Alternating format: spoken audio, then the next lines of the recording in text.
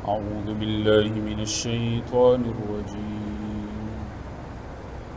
بسم الله الرحمن الرحيم. يا أيها الذين آمنوا اتقوا الله وذروا ما بقي من الربا إن كنتم مؤمنين، فإن لم تفعلوا فأذنوا بحرب من الله ورسوله، وإن تبتم فلكم رؤوس أموالكم لا تظلمون ولا تظلمون۔ سورۃ البقرہ آیت نمبر 278 سے آج کی گفتگو ہے۔ یہ 10واں مقام ہے جہاں اللہ جل جلالہ براہ راست اہل ایمان کو خطاب کر رہے ہیں۔ یہ بات ہم کر چکے ہیں کہ دنیا میں مالداری اور غریبی کا نظام یہ تکوینی ہے۔ دنیا میں ہمیشہ کچھ لوگ مالدار رہیں گے اور کچھ لوگ غریب رہیں گے، اور اسی بنیاد پر اسی سرکل سے نظام چلتا ہے۔ پھر فرمایا جو مالدار اور غریب ہیں ان میں جو تعلق ہے وہ 2 قسم کا ہے۔ ایک تعلق ہوگا ہمدردی کا، جس کے نتیجے میں صدقہ، زکوٰۃ، خیرات کا عمل پیدا ہوتا ہے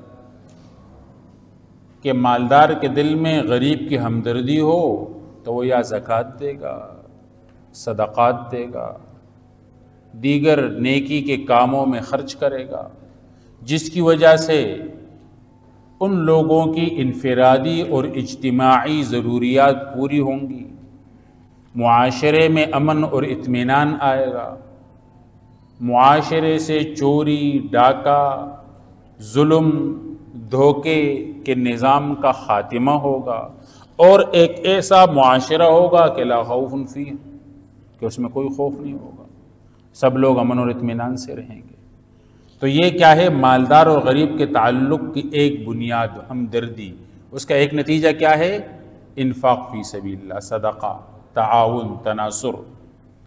دوسرا نتیجہ وہ ہے قرض حسنہ، جس پر انشاءاللہ آئندہ درس میں بات ہوگی کہ قرض کے بارے میں شریعت نے کیا رہنمائی کی ہے، اس کے کیا فضائل ہیں، کیا حدود ہیں، کیا مسائل ہیں۔ یہ ایک تعلق ہے۔ اور مالدار اور غریب کا دوسرا تعلق ہے وہ ہے خود غرضی کا، کہ یہ مالدار غریب آدمی کی اس غربت سے ناجائز فائدہ اٹھائے، اس کی مجبوری سے ناجائز فائدہ اٹھائے، اور اس کو مال تو دے لیکن سود پر۔ مال تو اس کو دے رہا ہے، اس کی مجبوری کو تو دیکھ رہا ہے، لیکن اس مجبوری سے خود اپنا فائدہ اٹھانے کے چکر میں ہے۔ اس غریب سے، اس مجبور سے اس کو کوئی ہمدردی نہیں۔ تو آج کی جو آیت ہے یہ سود کے ساتھ متعلق ہے۔ تو یہ بات جان لیں حضرات کہ سود کی حرمت پر 7 قرآنی آیتیں ہیں۔ کتنی؟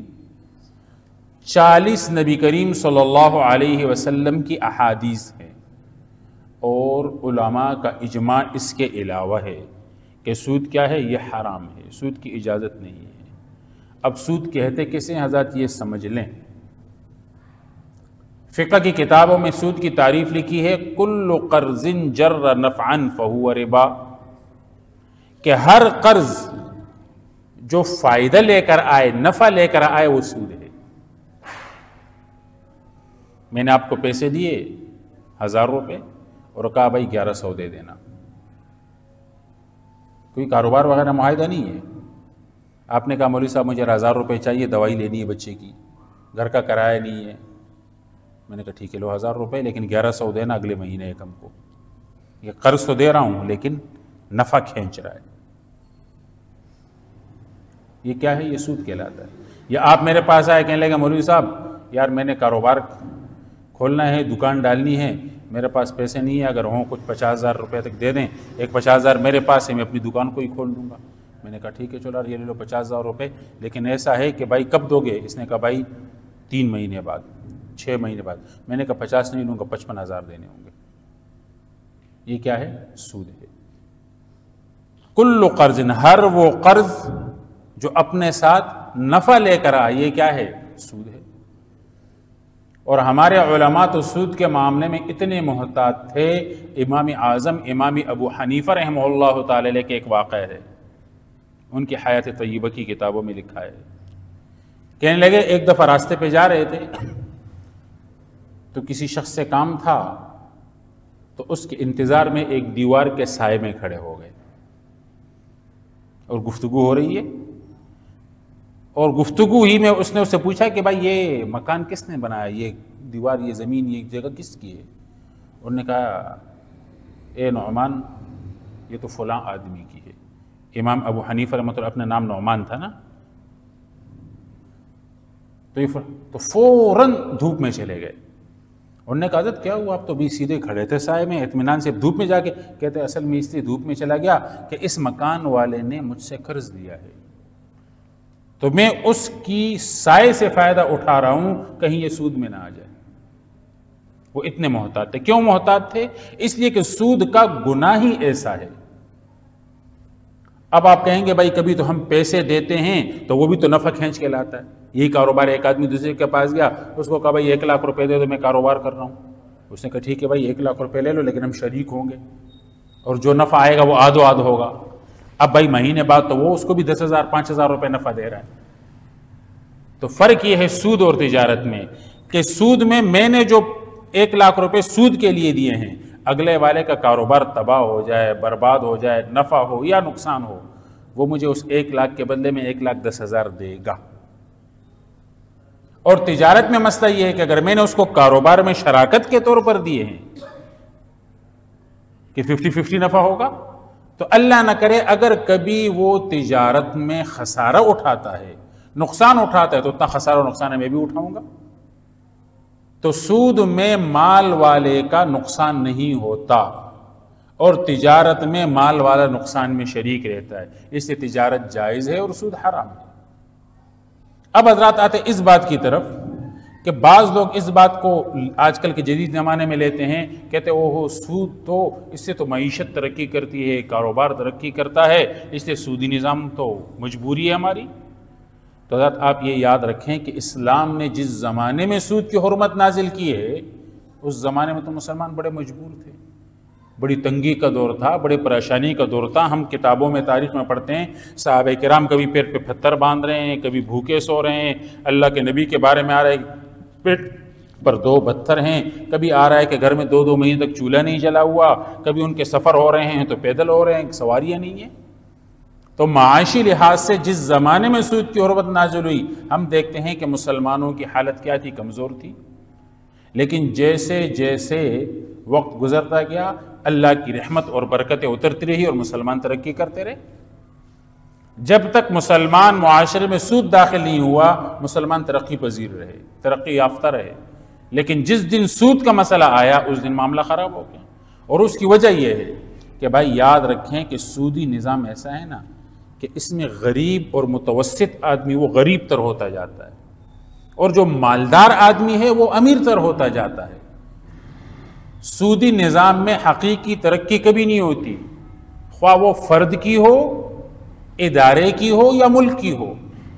حضرات یہ یاد رکھیں، اس وقت جو مغربی ممالک کی جو ظاہراً چکا چوند ہمیں نظر آ رہی ہے نا، فلاں ملک اتنا ترقی یافتہ، اتنی GDP، اتنا زر مبادلہ کے ذخائر، حضرت پہلی بات تو یہ ہے کہ وہ تمام کے تمام انہوں نے دوسرے ممالک کا استحصال کیا ہے۔ ہم کسی ملک کا نام لیے بغیر بات کریں گے کہ آپ جتنے بھی استعماری طاقتیں ہیں، مغربی طاقتیں، ان کو دیکھیں، ان نے کسی نہ کسی غریب ملک کو لوٹا ہے۔ کسی نے ہندوستان کو لوٹا ہے، کس نے الجزائر کو لوٹا ہے، کس نے افریقہ کو لوٹا ہے، کس نے سعودی عرب کو لوٹا ہے، وہاں سے وہ لے رہے ہیں، ان کا خون چوس رہے ہیں۔ تو حقیقت میں ان کی جو ظاہری چکا چوند ہے وہ دوسرے ملکوں کی معاشی طاقت کو سلب کر کے ہے، اور کبھی وہ دوسرے ملک کو زبردستی قرضہ دے کہ ان سے لاکھوں وصول کر رہے ہیں، اربوں وصول کر رہے ہیں۔ تو معاش، لیکن اندرونی طور پر ان کا معاشی نظام اتنا کمزور ہے کہ ہلکا پھلکا بھی اگر کہیں اسٹاک ایکسچینج ادھر ادھر ہو جائے تو ایک دم ان کی ساری کمپنیاں بیٹھ جاتی ہیں۔ تو خیر یہ بات تو ادھر دوسری طرف نکل جائے گی۔ تو میں بات یہ کر رہا ہوں کہ اسلامی نظام یہ سود کی بالکل اجازت نہیں دیتا، قطعاً اس میں اجازت نہیں ہے۔ کیوں نہیں حضرات؟ اس کو آپ سمجھ لیں تھوڑا، کہ سود خور جو ہوتا ہے نا، یہ اتنا بدبخت آدمی ہے کہ یہ دوسرے کے بچے کے منہ سے نوالا کھینچتا ہے۔ یہاں کیماڑی کا ہی ایک واقعہ ہے اور بہت سارے لوگ ممکن ہیں اس کو جانتے بھی ہوں، کہ ایک آدمی تھا، اب تو فوت ہو گیا ہے، وہ سود پہ پیسے دیتا تھا۔ ایک غریب آدمی کے اوپر اس کے کچھ پیسے گئے اور وہ غریب آدمی اتنا مجبور ہو گیا کہ وہ اصل رقم تو چھوڑیے، وہ سود بھی دینے کی طاقت نہیں رکھتا تھا۔ تو کچھ معززین 4-5-6 افراد جو بھی تھے، وہ غریب آدمی نے ان سے التجا کی، وہ 4-5-6 آدمی اس غریب کے ساتھ اس آدمی کے پاس چلے گئے کہ حضرت صاحب یا شاہ صاحب یا فلاں صاحب یا فلاں صاحب یا خان صاحب جو بھی تھے، یہ غریب آدمی ہیں، آپ سے اس نے 20-50 ہزار روپے سود لیے ہیں، اب غریب بڑا مجبور ہے، نہیں دے سکتا، ہم نے مل بیٹھ کر ایسا کیا کہ جو 50 ہزار روپے اس نے لیے تھے آپ سے وہ ہم آپ کو دے رہے ہیں، یہ آپ اصل رقم لے لیں، اور وہ جو سود بن گئی ہے نا 1,00,000-1.5 لاکھ روپے، تو وہ سود اس کے لیے چھوڑ دو۔ تو وہ آدمی جواباً کہنے لگا کہ بھائی دیکھو، میں نے جہنم کی آگ کے لیے اپنے آپ کو تپایا ہوا ہے، میں جہنم کی آگ کے سامنے کھڑا ہوں بھائی، تو جب میں نے اس پیسے کے لیے اپنے آپ کو جہنم کے آگ کے لیے تیار رکھا ہوا ہے تو میں سود کی رقم چھوڑنے کے لیے تیار نہیں ہوں۔ یہ وہ بدبخت لوگ ہوتے ہیں کہ ان کی سارا نظام ہی دوسرے کے نوالے پر ہے، دوسرے کے خون پر ہے۔ اللہ تو ہمدردی کی تعلیم دیتا ہے، اللہ تو تعاون اور تناصر کی تعلیم دیتا ہے، اور سود خور آدمی یہ خود غرضی کی انتہا پر ہوتا ہے۔ اس سے بڑا خود غرض آدمی دنیا میں کوئی نہیں ہوتا۔ حضرات آپ دیکھ لیں، جو بھی سود خور ہے، آپ کے علاقے میں بہت سارے ہیں، آپ ان کے ساتھ بیٹھیں گے نا، اتنے سخت دل ہوتے ہیں کہ آپ ان کے تصور بھی نہیں کر سکتے کہ ایسے سخت دل کوئی انسان بھی ہو سکتا ہے۔ ہمدردی کا جذبہ بالکل ان میں نہیں ہوتا۔ تو اللہ فرماتا ہے لہٰذا ایسا آدمی مجھے پسند نہیں ہے، اور یہی وجہ ہے کہ یہ اتنا بدبخت عمل ہے کہ اللہ جل جلالہ خود اعلان جنگ کرتے ہیں، کہتے ہیں فَأْذَنُوا بِحَرْبٍ مِّنَ اللَّهِ وَرَسُولِهِ، فرمایا جو سود کرے گا اس کے خلاف میرا اعلان جنگ ہے، اور کوئی گناہ نہیں، چوری، ڈاکہ، شرک، کفر، اللہ نے کسی کے لیے نہیں کہا کہ میں خود مقابلے کروں، لیکن سود خور کے لیے اللہ نے کیا فرمایا؟ میں خود مقابلے پہ آؤں گا۔ یہی وجہ ہے کہ جو سود خور ہوتے ہیں حضرت ان کا انجام بڑا ہی بدترین ہوتا ہے، ہر وقت ٹینشن میں، پریشانیوں میں، بیماریوں میں، کبھی اولاد کی پریشانی، کبھی اپنی پریشانی، کبھی خاندان کی پریشانی، کبھی اس کو آپ ہر وقت ٹینشن میں دیکھیں گے، اس کو سکون کے ساتھ آپ نہیں دیکھیں، کیونکہ اللہ کے سامنے جو ہوگا، جس کے مقابلے میں اللہ آئے گا، اللہ اس کو کبھی بھی سکون نہیں دیں گے۔ اب آتے ہیں کہ سود کا گناہ کتنا ہے۔ تو ایک تو یہ ہے کہ اللہ نے اعلان جنگ کیا ہوا ہے، دوسرا آپ صلی اللہ علیہ وسلم فرمایا اللہ لعنت کرتا ہے سود لینے والے پر، سود دینے والے پر، سود کا معاملہ لکھنے والے پر، اور سود کے معاملے پر گواہ بننے والے پر، اور حدیث کے الفاظ ہیں فرمایا ہم سوا، گناہ میں یہ سب برابر ہیں۔ جتنا سود لینے والا، اللہ معاف فرمائے، کسی نے 10,000 روپے لیے 11,000 لیتا، جتنا یہ لینے والا گناہ گار ہے اتنا دینے والا بھی گناہ گار ہے۔ بھائی آپ کیوں صبر نہیں کرتے؟ آپ کیوں قناعت اختیار نہیں کرتے؟ آپ کیوں ظاہری لوگوں کے دکھلاوے کے لیے، اپنی شادی کے لیے، خیرات کے لیے، گھر بنانے کے لیے سود پہ پیسے لے رہے ہیں؟ آپ بھی قناعت اختیار کرو نا۔ تو فرمایا جتنا سود لینے والا گناہ گار ہے اتنا دینے والا بھی گناہ گار ہے، اور جو اس معاملے کو لکھتا ہے، گواہ بناتا ہے، وہ بھی سارے اس معاملے میں گناہ گار ہیں۔ اتنا سخت عمل ہے یہ۔ ایک اور حدیث ہے، نبی کریم صلی اللہ علیہ وسلم نے ارشاد فرمایا، حنظلہ سے روایت ہے رضی اللہ عنہ، فرمایا کہ ربا کے 1 درہم کے، فرمایا اس کے لیے کیا ہے؟ فرمایا کہ 1 درہم جو آدمی سود کا کھاتا ہے یہ 36 مرتبہ زنا سے زیادہ بدترین گناہ ہے، اور اگلی حدیث حضرت اس سے بھی خطرناک ہے۔ فرمایا آپ صلی اللہ علیہ وسلم نے کہ سود کے گناہ کے 70 دروازے ہیں، مطلب 70 درجے ہیں۔ سود کے کتنے گناہ ہیں؟ 73، استغفر اللہ، کتنے ہیں؟ 73 73 ہیں، اور پھر فرمایا ایسرھا، اس میں جو سب سے چھوٹا گناہ ہے وہ ایسا ہے جیسے ایک آدمی اپنی ماں سے نکاح کر لے، زنا کر لے، فرمایا یہ اس کا سب سے کم ترین گناہ ہے۔ تو یہی وجہ ہے کہ اسلام نے سود کی بالکل اجازت نہیں دی۔ سود خور کو اللہ نے فرمایا کہ اس سے دور رہو، ان سے تعلقات تک نہیں رکھو۔ لیکن یہ ایک علیحدہ مسئلہ ہے حضرات کہ نبی کریم صلی اللہ علیہ وسلم نے فرمایا تھا ایک زمانہ آئے گا کہ ہر آدمی سود کھائے گا۔ حدیث کے الفاظ یوں ہیں، فرمایا لَيَأْتِيَنَّ عَلَى النَّاسِ زَمَانٌ لَا يَبْقَى مِنْهُمْ أَحَدٌ إِلَّا أَكَلَ الرِّبَا۔ فرمایا ایک زمانہ لوگوں پر ایسا آئے گا کہ ہر آدمی سود خور ہو جائے گا۔ پھر فرمایا فَمَن لَمْ يَأْكُلْ أَصَابَهُ مِنْ غُبَارِهِ، فرمایا جو نہیں کھائے گا اس کو سود کا دھواں پہنچے گا۔ حضرت آج کل ہم ہیں نا سارے بینک میں ہمارے پیسے، ایک آدمی غریب سود نہیں کرتا، نوکری کر رہا ہے لیکن بینک میں اکاؤنٹ ہے اس کا، مجبوری ہے، اس حساب سے وہ پیسے آئیں گے اس کے پاس۔ آپ کا سارا نظام آن لائن ہو گیا، سارا نظام بینک کا ہو گیا۔ ہم جو پیسے منگوا لیتے ہیں ایزی پیسہ وغیرہ پر کرتے ہیں، یہ کیا ہے؟ اکاؤنٹ میں ادھار منگواتے ہیں۔ بھائی میرے پاس اکاؤنٹ میں پیسے ختم ہو گئے، کال نہیں ہوتی، وہ کہتے 25 روپے لے لو، 25 روپے ہم کاٹ لیتے ہیں، پھر واپس وہ کتنا کاٹتا ہے حضرات؟ 35 روپے 40 روپے، وہ بھی تو سود وہی ہو رہا ہے۔ ہر آدمی کو سود کا غبرہ پہنچ رہا ہے۔ اور اب تو چھوٹے چھوٹے مسائل ہو گئے ہیں، ذات اللہ معاف فرمائے، یہ موبائل کا سود، موبائل کے ذریعے گیم لوگ کھیل رہے ہیں، چھوٹے چھوٹے، ذات تفصیل کا ٹائم نہیں، ٹائم ہو جائے گا، میں صرف اشارے دے رہا ہوں کہ اپنے بچوں پر خیال رکھو، اور جو بچے ہیں وہ بھی اس معاملے میں غور کریں۔ سود، چھوٹا موبائل لیں گے، چھوٹے موبائلوں کے کاروبار میں اس میں سود کا لین دین چل رہا ہے، چپل کی خرید فروخت میں سود کا لین دین چل رہا ہے۔ ہاں آج کل ایسا کر رہے ہیں لڑکے، یہ والے چپل مجھے چاہیے، میرے پاس نہیں ہے پیسے، چپل دکاندار سے لے لیں گے، کسی سے ادھار لے کر چپل لے لیں گے، اس پہ سود کے پیسے بھر رہے ہوں گے۔ یہ موبائل مجھے پسند نہیں ہے، 20,000 کا 50,000 کا لینا ہے، اس کو خریدنے کے لیے سود کا کاروبار میں اپنے آپ کو ڈال دیں گے۔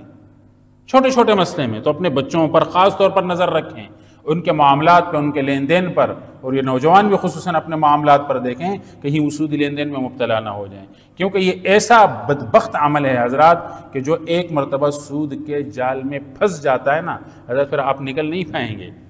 آپ تو کہیں گے 30,000 کی چیز دلی نکل جاؤں گا، آپ کبھی نہیں نکلیں گے۔ وہ مسئلہ بڑھتا ہی چلا جاتا ہے، کیونکہ آپ اللہ کے مقابلے میں آ گئے ہیں۔ جب آپ اللہ کے مقابلے میں آ گئے ہیں تو اب اس گناہ سے آپ کا نکلنا مشکل ہے۔ تو دیکھیں، یا ایھا الذین آمنوا، اے ایمان والو، اتقوا اللہ، اللہ سے ڈرو، وذروا، اور چھوڑ دو، ما بقی من الربا، جو ربا میں سے لوگوں پر رہ گیا ہے، ان کنتم مؤمنین، اگر تم ایمان والے ہو۔ کیونکہ عرب میں سود کا کاروبار عام تھا، تو یہ حکم آیا کہ بھائی جو اب تک سود کر چکے ہو وہ تو کر چکے، وہ معاف ہے، لیکن آج کے بعد جس کا جتنا ہے وہ معاف کر دو۔ بس اگر کسی کے آپ کتنا ہے اس کو بھائی اعلان ہو گیا، آج کے بعد میں آپ سے وہ سود والی رقم نہیں لوں گا، وہ ساری معاف ہے۔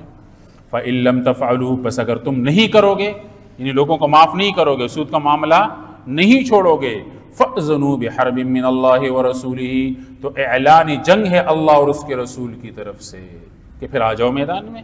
ہاں وَإِن تُبْتُمْ، اگر تم توبہ کر لو، چھوڑ دو اس معاملے کو، فَلَكُمْ رُؤُوسُ أَمْوَالِكُمْ، تو اصل مال تمہیں مل جائے گا، تو اصل مال تمہیں مل جائے گا۔